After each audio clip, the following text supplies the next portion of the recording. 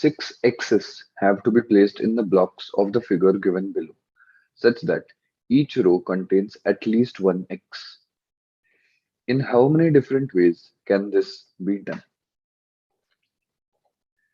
Now, there are a total of 1, 2, 3, 4, 5, 6, 7, 8, 8 cells in this figure.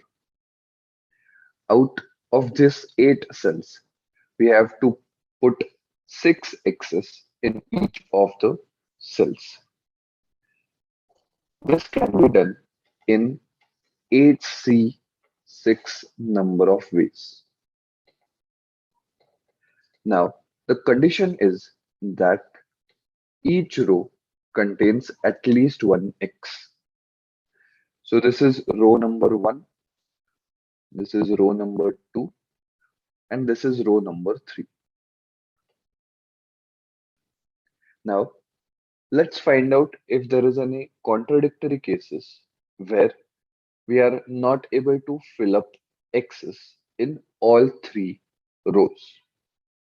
Now, if I start filling up the x's from this cell,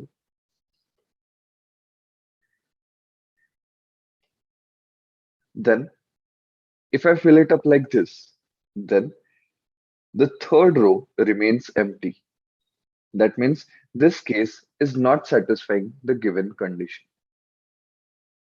Similarly, we can also put x in the third row like this, and hence we can get the first row empty. So we can say that these are the only two ways in which the given case is contradicted, because in any other case, if we do it like this or some other way, we will be satisfying the given condition. So therefore, the question asked is, in how many different ways can this be done? The answer will be 8C6 minus the two cases we discussed. That is this one and this one. So let's solve this.